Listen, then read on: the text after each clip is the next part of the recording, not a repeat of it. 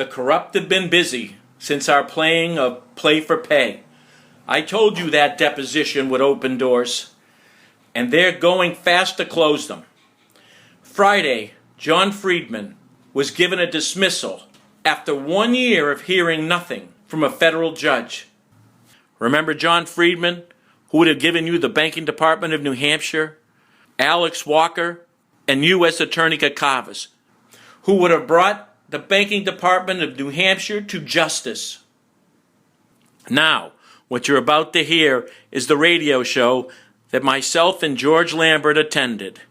This is the guy who set up the release for the criminals of FRM. He's talking to Assistant Attorney Richard Head, the Assistant Attorney General, the same Richard Head that I'm trying to get immunity for with the Justice Department, because nobody knows more about the dirty dealings in here than him. He is now in the process of trying to get a summary judgment so no one looks at the false tax returns, the forgeries. He is in the process of trying to get a summary judgment with a federal court in New Hampshire to quiet me and shut me down. I knew that this was going to happen. I spoke to you before about FRM and George Lambert. What you're going to hear is a very important radio show. Mr. Lambert didn't know I was going to be there, and I didn't know he was. But we were together. You get to hear the cover-up of FRM from the Attorney General's office, from the Banking Commission, and a guy who was going to make a couple of $1 million to do it off to the victims and to try to buy everyone's silence. This is the guy who set up the release for the criminals of FRM. I have shown you physical evidence from the corrupt. Now you get a chance to listen to the corrupt. They see the danger. We've already had 4,000 downloads from our complaint. This is why it's important that you get involved. Listen to this video. This gentleman was leveraging victims, George Lambert, taking their money. He was getting this information from the Attorney General's office and Richard Head, who knew of this crime 5 years before. Why do you think he would give it to George Lambert if it wasn't to turn around and settle pennies on the dollars and stop the investigation? You listen to this interview and you tell me if that's not what you hear. I wonder if the Democrat Party as is internally corrupt as the Republican Party is, or whether it's simply externally corrupt. Meaning we know it's a crime family, but maybe they hang together. Mm-hmm. Well, I don't think that the Republican Party is intentionally corrupt.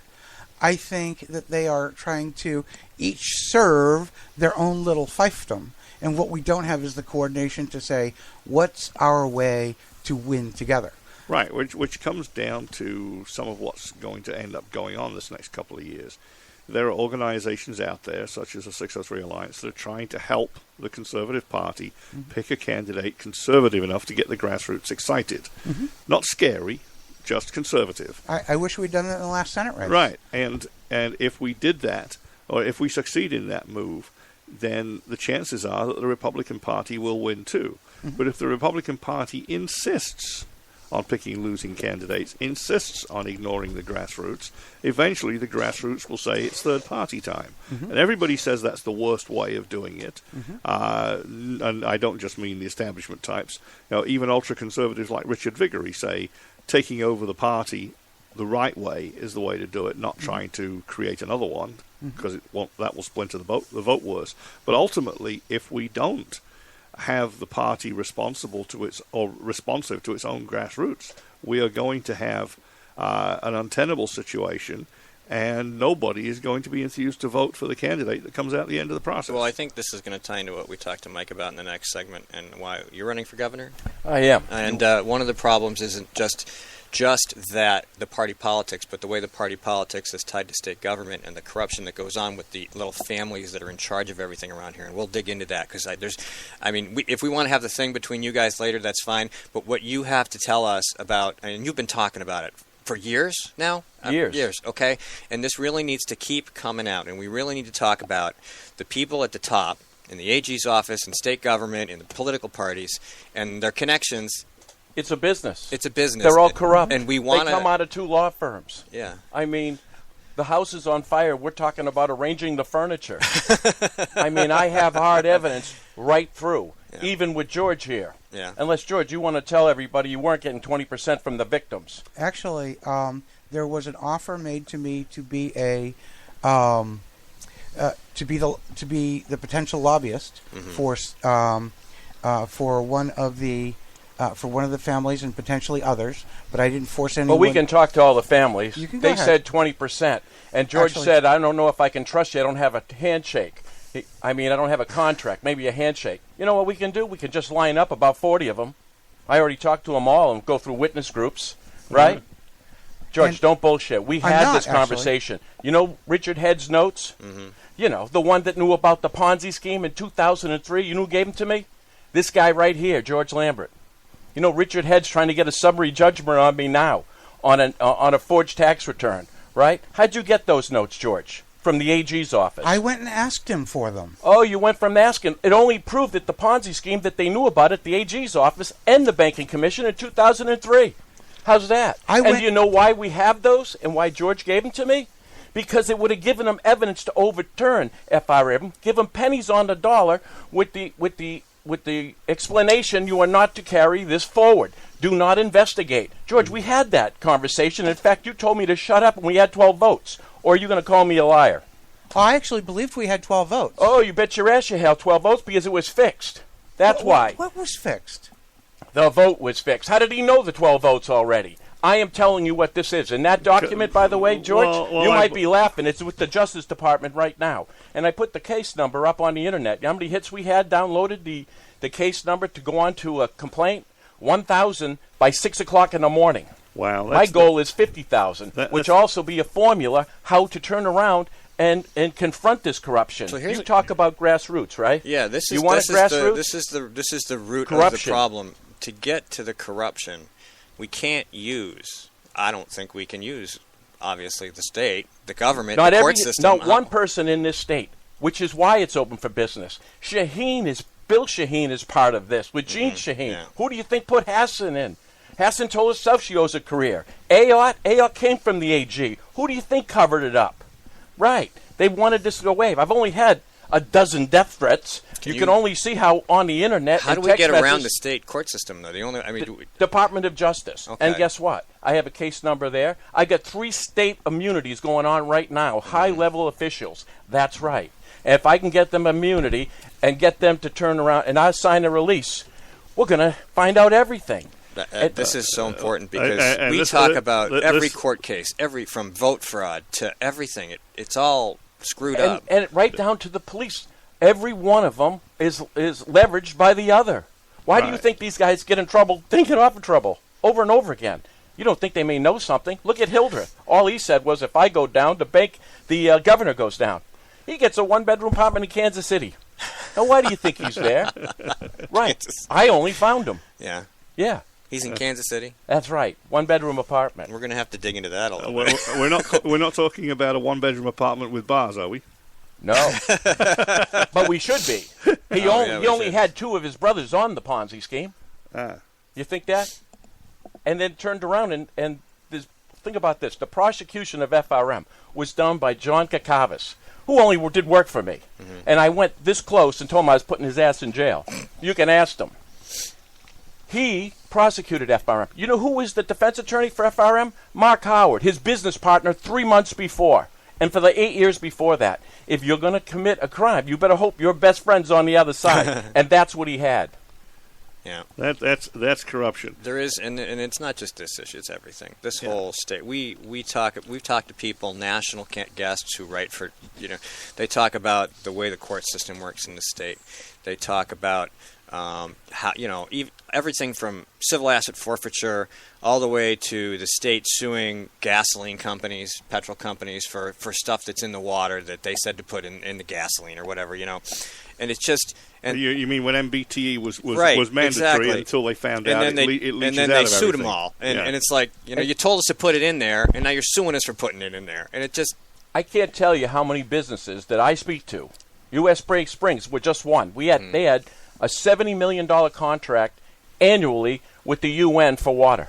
Bill Shaheen wanted the Billy tax. You know how many people won't come in, businesses won't come in this state? Do you know we were the worst state in creating jobs in the country? Yes. Right. Yeah. Because they won't pay the tax, the Billy tax. I only have a check for an extortion for $100,000 with his ass on it.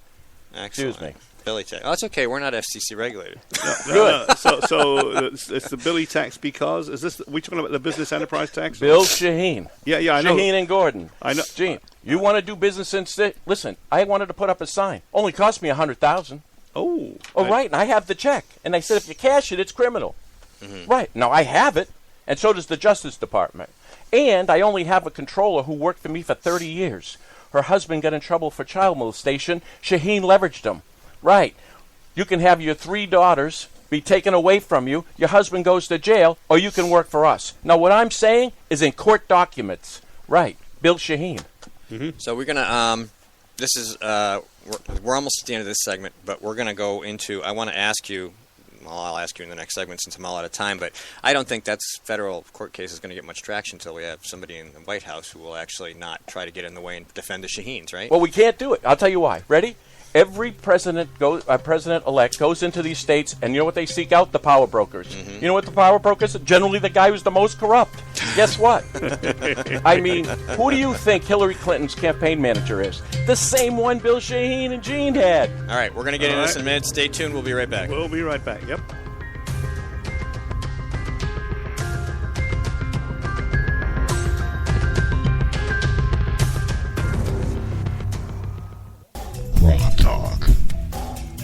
All right, we're back. Welcome to GrokTalk, brought to you by the Coalition of New Hampshire Taxpayers and GraniteGrok.com. Make sure you check us out on Spreaker, iHeart, Stitcher, TuneIn, iTunes, YouTube, Google+, GraniteGrok.com, of course, which is where you might be listening to this program right now. Please remember to like us on Facebook and follow us on Twitter. All right, well, we didn't anticipate that this was going to happen, but, well, it's here, and we're going to go with it. It's lively. So FRN has been a controversy for a long time in New Hampshire. It was an evil Ponzi scheme. A lot of people got defrauded out of their life savings. The state has repeatedly failed to prosecute it, and now we have 2 people that are actually involved in that mess from different angles, both in the studio, and it's going to get lively, folks. So let's go. We have George Lambert and Mike Gill. Mm-hmm. Okay. Well, go ahead with your accusation. Well, accusation? How about this accusation? For years now, right? I've been putting stuff on my sign, running these videos, right? Who's suing me?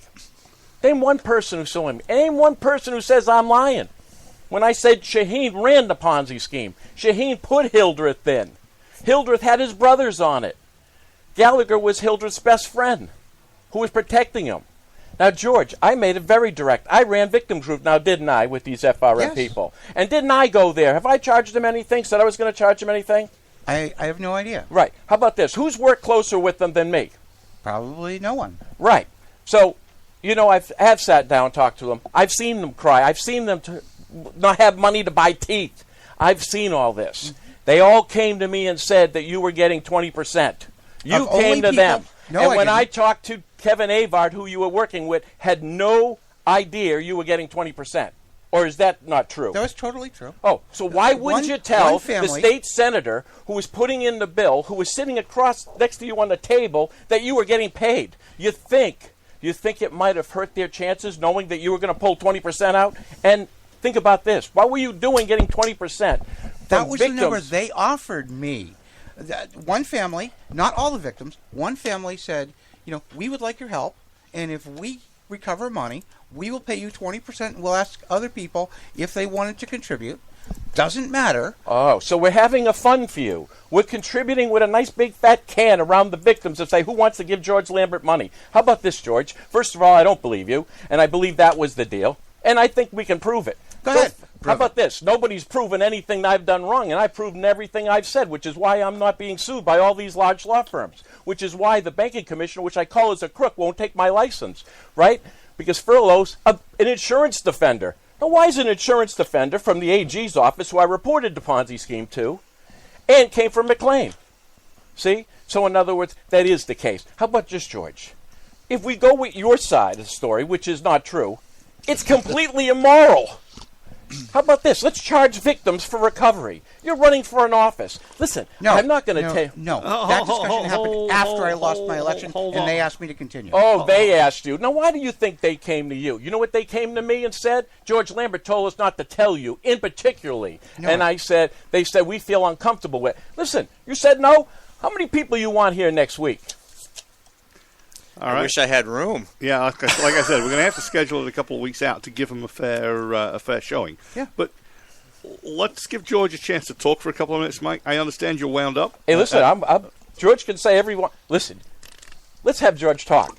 Let's see how it goes. All right. Well, as long as you give him a little while to talk, Of course I will. Then you can rebut his arguments. Because if we just talk over each other, we're not going to get there. Of course, I understand. And by the way, I'm going to put on the table, not because I'm saying this to defend George, but we're talking about here recovery actions of money in a difficult situation, for which my understanding You mean is corrupt situation that was run by with the governor and and Bill Shaheen. fine.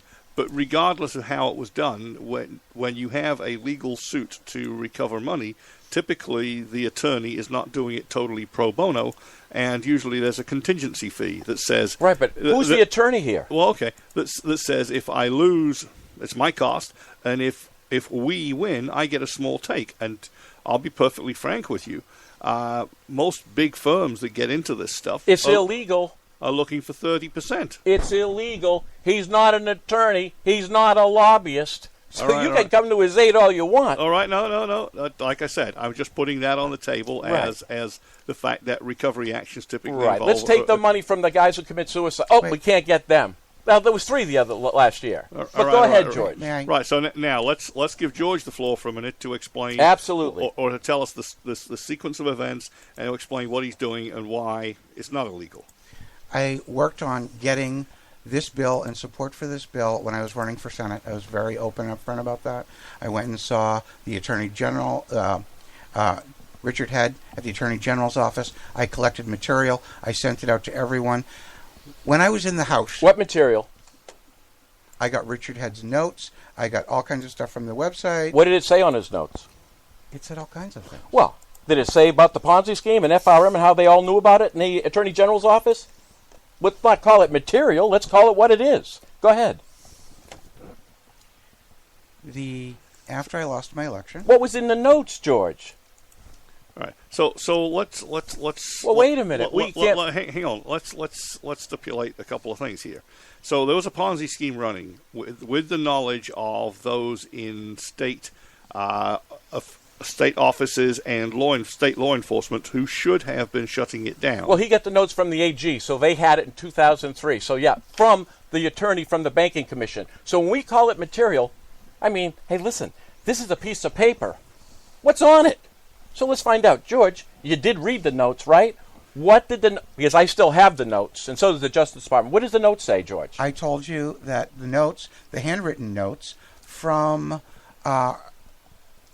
Richard Head were different with and who? Inconsistent. Who was he talking to? What were the notes? There was one set of notes with a conversation. Now, who was he having the conversation with? Actually, there were lots. And you know, lots the woman that you were running against. You shouldn't remind... Oh, yeah. Oh. We had conversations with Donna Soucy. Oh, back they were the notes were in the discussion to Donna Soucy exclusively, and then it was their conversation about other people, like me. But go ahead. So do we agree on those notes? Oh, yeah. Oh, so we do agree on those notes. Yeah, well, hang on. We're not getting a chance to get a coherent... We said material and skipped through it. How incoherent do you want to be? Would it only turn around the material spells out the Ponzi scheme that the AG's office and the Banking Commission knew? I get it, but can you pick it apart after he said a few words instead of... Well, he said material and went through it. All right. Which I shared with anybody who wanted it. What I was trying to do is who'd you share it with, George, besides myself? They're going to be witnesses. Go ahead, George. I want to hear it. Who? You gave it to many people. Yes, and Who are they? I don't know. You don't know. I will have to First check of all, many, and we don't know. I mean, Jesus. Go ahead. Well, what? Many and not one? I'm the only one? He was only running against that candidate whose notes was hers with heads. Head's only trying to shut me up with a summary judgment right now. Right. I get because of them finding out this. I get all that, but if we stop George word by word, we're not going to get. Well, when you talked about material with information that would quite literally would put these people in jail, I think it's worth more than a material statement. We just don't have that kind of time, Mike. We have to let him get his words out. You can go ahead and rebut him after. I'm fine, but you did hear him say many and then come up with zero. I got that. And I want George to go forward. Keep going, George. Well, yeah. If you stop interrupting him, we'll get more, and then you can pick it apart later. Okay? Right. Well, we're out of time. Go ahead, George. For this 15 minutes, maybe. Yeah. But there's more. There's more. You've got more time. Go ahead, George. Go, please. After I lost my Senate race, the people I'd been working with to collect the information, sort of construct the whole story so that we could go out and communicate it to people in very small, understandable sound bites, because it's a very complicated situation, asked me if I would continue, and I said, really, I could potentially do something. And they said, we had a meeting, and, they said that if I would actually work on contingency for them, that, they would actually pay me. They picked the number. They picked the terms. They said, a lawyer is paid this way. This is not in front of a judge or anyone else. And I didn't force anyone to do it. I didn't force anyone to sign a contract. I was working in good faith for the best interest of all of the victims, and said, I'm not forcing anyone to do anything. Now, if that's if somebody wants to make a separate accusation, go ahead. Show it. Prove it. Bring anybody you want. But that's not me. People have known me for years. And I actually was trying to do the right thing. Right. Well, I can bring all the victims, and Go ahead. They did say that. I will. And you know something? They came to me about it. How about this, George? You just explained you broke the law. No, I didn't. Oh, you're not a lawyer. You're not a lobbyist. You broke the law. You didn't even tell, when you sat in that hearing and you spoke to it, did you tell that panel that you were getting paid? You were the same guy who voted against FRM before. Before you didn't vote for it. Now you get paid, now you will. Everything I'm saying I can prove. And how about this, George? Is Richard Head, the Assistant Attorney General, a criminal? And is he corrupt? I don't believe that any court of law has actually found him to be a criminal. That wasn't my question. I didn't ask you. I'm saying your personal information. You only took the guy's notes. Is Richard Head a criminal and corrupt? I have serious concerns about the fact that there's a difference between his handwritten notes and the report he submitted to the Governor Executive Council. That gives me a great deal of concern, which is why as soon as the I same found that guy out, he has concerns about being a criminal is the same guy who took, while he's running an election, his notes. Now think about that. And you know what in those notes? And I gave them to you. Criminality. You're right. Who else you give them to? Who else you give them to? Right. You know why they gave them to me? I'll tell you why. So they knew I was going to be present at that meeting, because I promised the victims I was. And I turned around and went to these people and told them about these notes. They knew I was going to do it. The only way they could have turned FRM over and gave them money was new evidence. How's that for new evidence that they produced? So they wanted to turn around and had George leverage it with these people to turn around, then sign releases that they wouldn't go after Hildreth. They were going to say, oh, it's just Hildreth. They weren't going to go after Shaheen and the real corruption in this state. Right. That's exactly what happened. You can get all excited and all, but I'm listen, not getting excited. I will prove everything. Calm. You want these victims here? I'll have them here. I was at that hearing. You know, when after you spoke, you walked right the hell out. I've got a tape of the on notice. You can get to see it. It's on the internet. And Kakavis only resigned 2 weeks later. You know why? Because I was on his trail and have a witness that I'm going in for immunity with that would put Kakavis in jail. And it goes right back to Richard Head, which you know is corrupt. I only can tell you what I've seen, and I said it gives me serious concern, which is what I told you in your When office. did you have concerns? After you took the notes or before the notes? No, Richard Head's been in every dirty piece of business in this state. What do you think they sent it? Judge McHugh, Richard Head. That's how it works. I have had concerns about a bunch of things at the Department of at the Attorney General's office, but after actually going and sitting with Richard for a number of hours, I think he means well, but he's got a lawyer. He's a crook, and you know he's a crook. He is an absolute crook. Listen, the AG's office is the cover team. Every time something goes wrong in the state, you go to the AG. I mean, the only ones that get fired out of the AG are their own people, and then they get hired back. You know why? Because they hold the secret. Why do you think Hildred's is in Kansas City and behind bars? Because he has the secret. He only went in open court. If I go to jail, I'm taking Lynch and Shaheen with me. Right? Anybody figured they'd want to ask the question? Oh, I don't know. Why would you say that? No one did.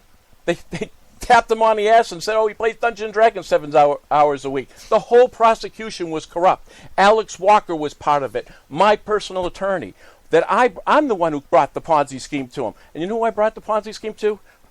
Walker, Kakavas. And then I went to the AG's office. You know who I talked to? Furlow, who now became the banking commissioner. When does an insurance defender become your banking commissioner? Right. Wilbur was the banking commissioner. You can't find him with a search warrant. He left. Didn't say why he was leaving. You know why? Furlow told me he was a Boy Scout. Wilbur looked at it and goes, I'm not dealing with this cover-up. So the insurers cover it up. Now, why do you think the insurers might cover up? Right? You don't think we could have a class action suit with a corrupt banking commission, do you? There's the answer. We're going to take 30 seconds, and I want to talk about your... I would have thought that a class action suit would be exactly what the victims would want, as long as there wasn't too big a cut being taken. Right, but it's all the attorneys in the state. How are you going to get one? Listen, I only get an ad for $10 million. The bar in this state is... $10 million for an attorney for 2 years, and I can't get one. Now, what do they know that no one else knows? The PCC, Ronnie Wise, controls that. Here's a 64,000 question. How can all these attorneys be controlled? By their license. Right. Okay. We're going to take a short break. I want to talk about your run for governor when we come back. Stay tuned, people. We'll be right back.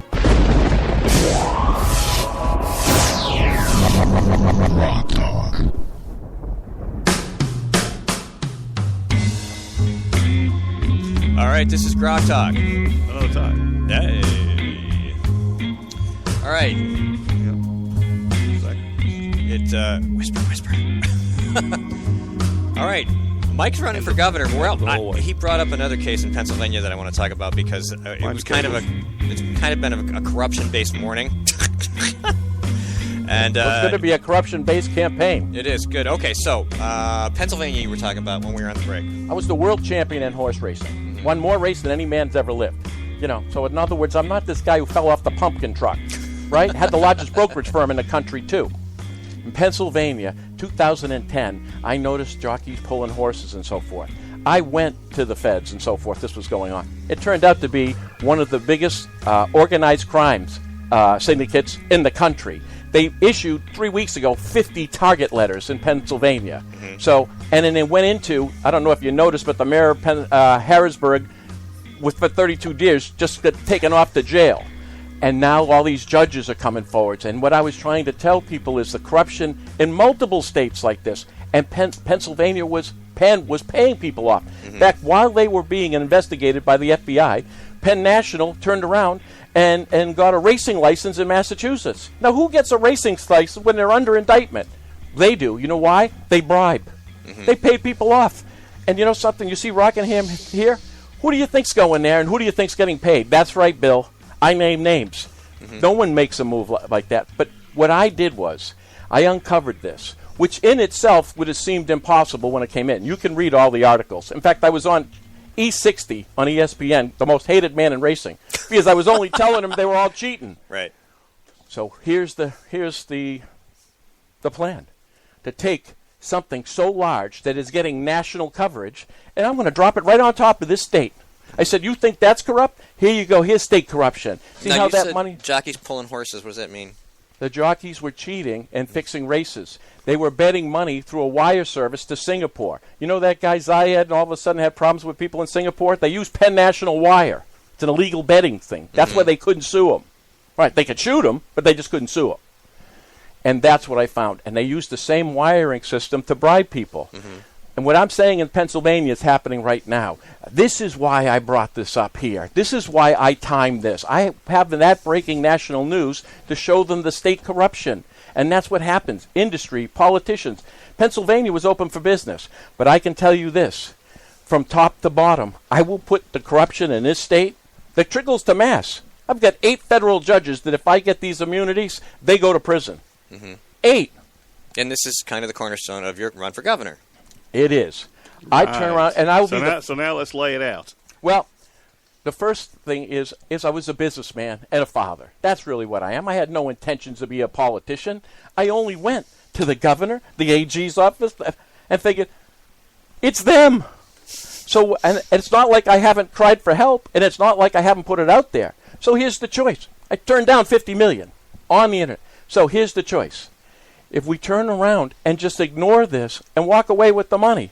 So I had a choice of a lifetime. The lifetime now was how I live the rest of my life is more important than that money. Mm-hmm. And this will continue to go on until someone says, I won't take the bribe. I won't get paid. I won't going to turn around and keep going. What we have to do is go to the people. We the people, we're the only ones left. It can't be in this state. What I'm telling you, my goal is the case number that I created in this state, I'm going to have 50,000 people ask for that case number to be looked at.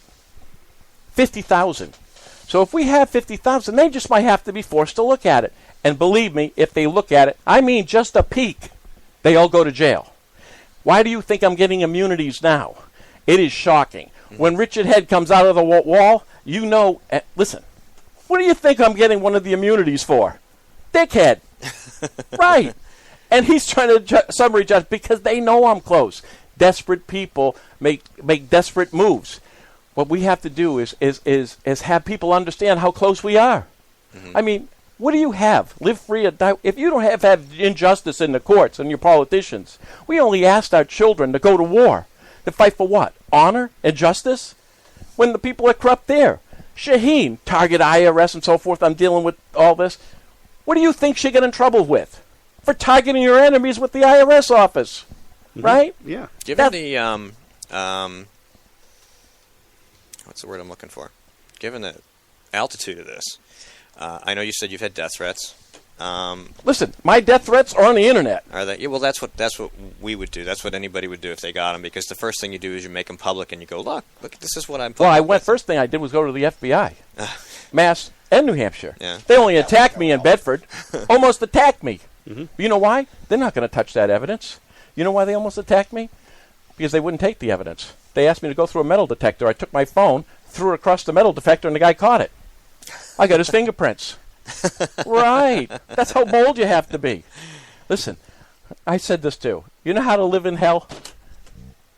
First of all, you got to recognize that you're there. And then you got to get comfortable. Yeah. And I'm comfortable. I have no fear. And that's I was going to say,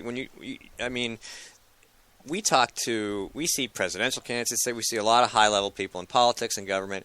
We get to meet senators. We get to talk to, over coffee, And so when I got involved in blogging, it became very easy to take that lofty position that they like to have, judges and governors and things like that, and completely throw it away because it's all manufactured because they're just regular people. And you go and you talk to them, and they're like, hey, how you doing? I know hundreds of House reps. So what? In some states you say that, and they're like, oh, really? Like you talk to your senators and stuff. And so people have this perception that there's this power that these people have. And it's kind of false. It's called fear. It's called fear. Right? There is power. It's regular. There is, and that's what I'm getting to.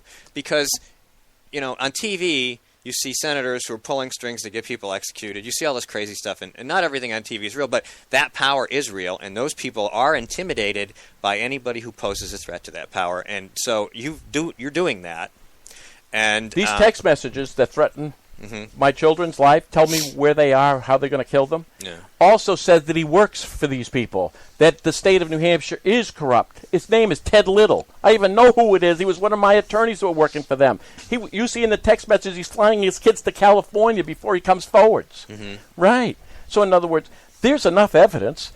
Listen, anytime you have the option between saying it's crazy or let's explain it and explain it away. Anybody explaining anything away? No. There, I've only put everything on my signs. On this, I am telling you it is true. And I think if we can gather people here and have courage, the most insidious thing that this has been done, and I'll bet you when you speak to people, they'll turn around and say, we know it's corrupt, but what can we do? We are trained and conditioned to accept corruption from the same people who's going to put you in jail. Well, you know what? I don't accept that. They haven't converted me to think it was okay.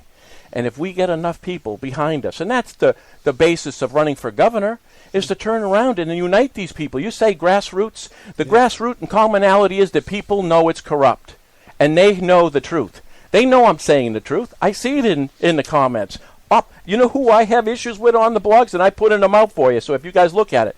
They're cops. All cops. Yeah. The cops are the ones saying we know it's corrupt? No, the cops are saying, oh, it's crap. Oh, okay. He's paranoid. Okay. All right. You bet. So I only got somebody at the assistant AG's office. I tracked that down. He was, this is all paranoid. Turns out he's working for the AG's office. Yeah, no. And you have the evidence. We're running on the end of the segment, and that's important. And the blog site? Stateofcorruption.org. Stateofcorruption.org. Listen, okay. I put the evidence out there. You can see it. You can see Richard Head's notes. Bang. You can read them yourself. So if anybody questions what they say, you get to read them.